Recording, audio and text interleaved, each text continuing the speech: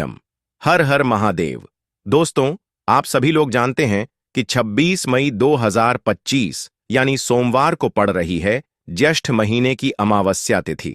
और दोस्तों, यह वह तिथि है जो ज्येष्ठ महीने में पड़ने वाली सबसे बड़ी तिथि है, क्योंकि यह सोमवार के दिन पड़ रही है और इसका बहुत ही बड़ा और विशेष महत्व होता है। पूज्य गुरु जी ने कहा है, अगर कभी भी मौका लग जाए और ज्येष्ठ महीने की अमावस्या तिथि सोमवार को पड़ जाए तो आप लोगों को 11 चावल के दाने वाला उपाय तो अवश्य ही करना चाहिए।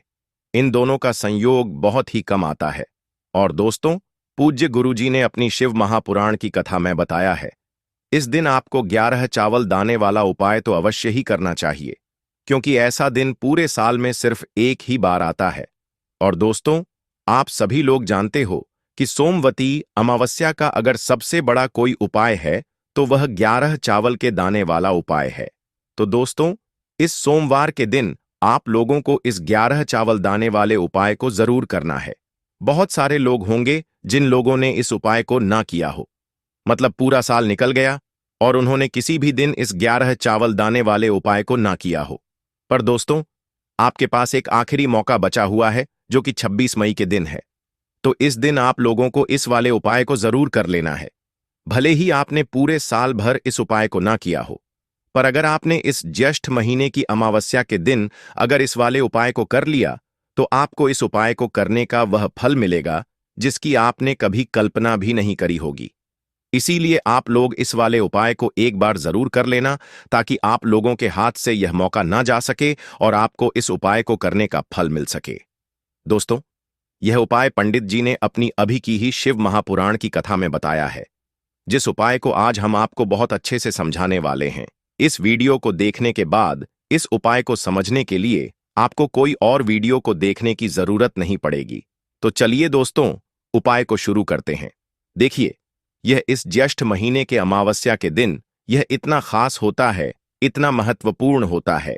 देखा गया है कभी कभी बड़े बड़े पूजा पाठ अनुष्ठान से जो मनोकामना पूर्ण नहीं होते, वह इस ज्येष्ठ महीने के सोमवार के दिन एक छोटे से उपाय करने से ही आपकी मनोकामना पूर्ण हो जाती है। और बहुत सारे लोगों ने इस उपाय को किया भी है और उनको इस उपाय को करने का फल भी जरूर मिला है। अगर आप लोग भी इस उपाय को सोमवती अमावस्या के दिन करना चाहते हैं तो आप इस उपाय को पहले अच्छे से समझ लेना, सुन लेना, उसके बाद करना। आपको इस उपाय का फल जरूर मिलेगा और इस उपाय को कर लेने से आपके घर में चाहे किसी भी प्रकार की दुख और समस्या क्यों ना चल रही हो, आपको उसका कारण भी नहीं पता है कि भाई यह समस्या किस कारण से चल रही है। उसका कुछ भी कारण हो सकता है, जैसे पितृदोष हो सकता है या किसी भी तरह का मंगल दोष भी हो सकता है। तो इस दिन आप लोगों को यह वाला उपाय कर लेना है।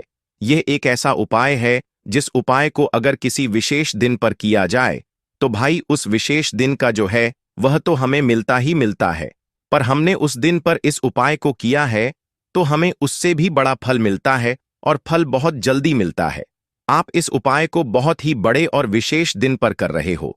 तो चलिए अब उपाय के बारे में बात करते हैं, लेकिन उससे पहले आप लोगों को यह जानना आवश्यक है कि आखिर यह उपाय किस समय करना है, किसको करना है और कैसे करना है। तो चलिए हम आगे आपको वीडियो में एक एक करके बता देते हैं। लेकिन उससे पहले अगर आप लोग हमारे चैनल पर नए हैं तो हमारे चैनल को सब्सक्राइब कर लेना और इस वीडियो को लाइक करके कमेंट बॉक्स में श्री शिवाय नमस्तुभ्यम, ओम नमः शिवाय जरूर टाइप कर देना और अपने फायदे के लिए, गरीबी दूर करने के लिए इस वीडियो को पूरा देख कर जाना, तभी आपको लाभ की प्राप्ति होगी। यदि आज आपने वीडियो को बीच बीच में से देखा, काट काट कर देखा, तो आपको जीवन में कभी सफलता हासिल भी नहीं होगी।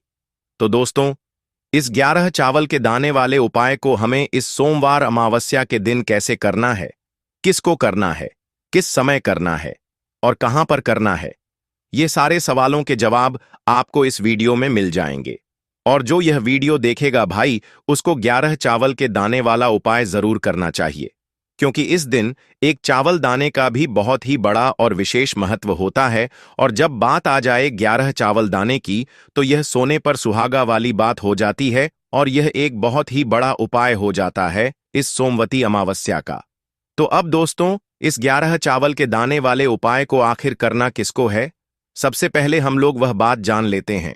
तो देखो, घर की जो बड़ी माताएं बहनें होती हैं, उन माताओं बहनों में से कोई भी एक बड़ी माता बहन इस वाले उपाय को कर सकती है। और दोस्तों, अगर आप चाहें तो अपने घर में से सभी सदस्यों को भी इस उपाय को करवा सकते हैं।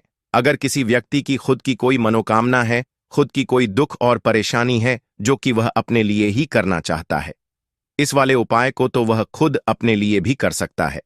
बाकी अगर कोई घर में से ऐसा है जो कि अपने पूरे घर परिवार की सुख और शांति के लिए यह वाला उपाय करना चाहता है, तो भाई वह भी कर सकता है। उसमें भी कोई दिक्कत वाली बात नहीं है।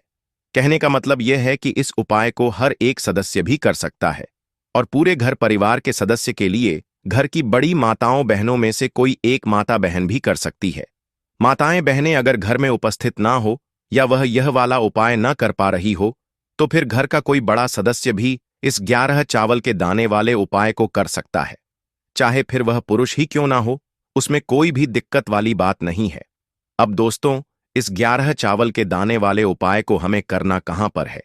हमें इसे शिव जी के मंदिर में जाकर करना है। बहुत सारे लोग प्रश्न करते हैं, हर एक उपाय को करते समय क्या हम इस उपाय को घर पर कर सकते हैं? तो इस वाले उपाय को आप घर पर नहीं कर सकते हो। इस वाले उपाय को करने के लिए आपको शिव जी के मंदिर ही जाना पड़ी रहेगा। उसके बाद में दोस्तों, जो अगला प्रश्न निकलकर आता है वो यह आता है इस उपाय को लेकर कि आखिर इस उपाय को हमें किस समय करना है? सुबह के समय करना है कि शाम के समय करना है? तो देखो, इस वाले उपाय को आप लोग सुबह के समय भी कर सकते हो और शाम के समय प्रदोष काल में भी कर सकते हो। अब अगर आप पूछो कि भाई सबसे उत्तम समय कौन सा रहेगा इस 11 चावल के दाने वाले उपाय को करने का, तो हम आपसे बस यही कहेंगे कि इस उपाय को आप सुबह के समय करेंगे तो ज्यादा बेहतर होगा। बाकी अगर प्रदोष काल शाम के समय भी करेंगे तो भी अच्छा होगा, उसमें कोई भी दिक्कत वाली बात नहीं है। तो अब दोस्तों, जो अगली सबसे बड़ी और महत्वपूर्ण बात आती है वह यह आती है कि सुबह अगर हम उपाय को करेंगे तो हमें कितने बजे से लेकर कितने बजे तक के बीच में करना है, और शाम के समय प्रदोष काल में करेंगे तो हमें कितने बजे से लेकर कितने बजे के बीच में करना है। तो देखो, सुबह जितनी जल्दी हो सके आप उपाय को करने की कोशिश करना। बाकी अगर किसी कारणवश लेट भी हो जाओ, थोड़ी देर भी हो जाए, तो 10 या 11 बजे तक भी आप उपाय कर लेना, पर 12 बजे से ज्यादा देरी ना हो। ठीक है, इस बात का ध्यान रखना। उसके बाद में दोस्तों, अगर शाम के समय प्रदोष काल की बात करें, प्रदोष काल का जो समय होता है वह शाम के 6 बजे से शुरू हो जाता है। मतलब शाम के 6 बजे से लेकर 7 बजे के बीच का जो समय होता है, यह समय प्रदोष काल का समय होता है। पर अभी जो मौसम चल रहा है, इस मौसम में जो है शाम बहुत देरी से होती है, तो आप इस उपाय को 7 या 8 बजे के बीच में भी कर सकते हो। मतलब शाम के 6 बजे से रात 8 बजे के बीच में आप कभी भी इस वाले उपाय को कर सकते हो, उसमें कोई भी दिक्कत वाली बात नहीं है। अब दोस्तों, यहां पर इस उपाय को लेकर एक और सबसे बड़ी बात यह निकल कर आती है कि इस 11 चावल के दानों को हमें लेना कहां से होता है, और हमें इस उपाय को करने के साथ में क्या और कुछ भी सामग्री ऐसी होती है जो शिव जी के मंदिर लेकर जानी पर डिड़ती है। तो देखो, यहां पर हम आपको बता दें।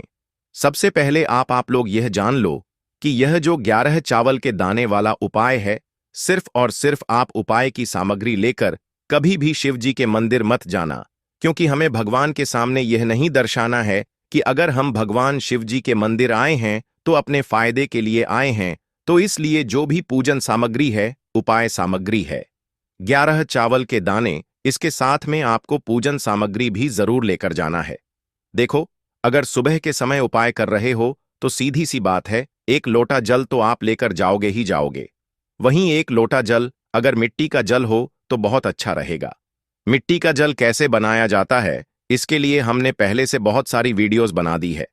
आपके पास इस दिन एक आखिरी मौका रहेगा मिट्टी का जल शिव जी पर चढ़ाने का और उपाय को करने का। बहुत बड़ा आपको इस दिन फल मिलेगा। तो इसलिए इस दिन हो सके तो भाई मिट्टी का जल चढ़ाना तो अपने साथ में कम से कम 1 लोटा जल तो आपको लेकर जाना ही जाना है। अगर मिट्टी का जल नहीं है तो घर का जल भी आप इस्तेमाल कर सकते हो। इसके अलावा जो भी पूजन सामग्री है, देखो 11 चावल के दाने यह अलग आपके रहेंगे, और जो आपकी पूजन सामग्री रहेगी वह अलग रहेगी। पूजन सामग्री में आप जो भी चीज लेकर जाना चाहे वह लेकर जा सकते हैं, उसमें कोई भी दिक्कत वाली बात नहीं है। वहीं अगर हम बात करें शाम के समय की, तो शाम के समय शिव जी पर जल नहीं चढ़ता है। इसीलिए शाम के समय आप लोग एक दीपक तैयार कर लें, जो कि गोलबत्ती का आटे का शुद्ध देसी गाय का घी का होगा, है ना? इस बात का आप लोगों को ध्यान रखना है और इस दीपक को आपको घर से जलाकर नहीं लेकर जाना है। भगवान शिव जी के मंदिर में जाकर ही जलाना है। इस बात का भी आप लोगों को ध्यान रखना है। अब दोस्तों, यहां पर हमें इस बात को समझना है कि यह 11 चावल के दाने हमें लेना कहां से है। क्या हमें दुकान से लेकर आना है, या हमें अपने घर से लेना है, या कहां से लेकर आना है,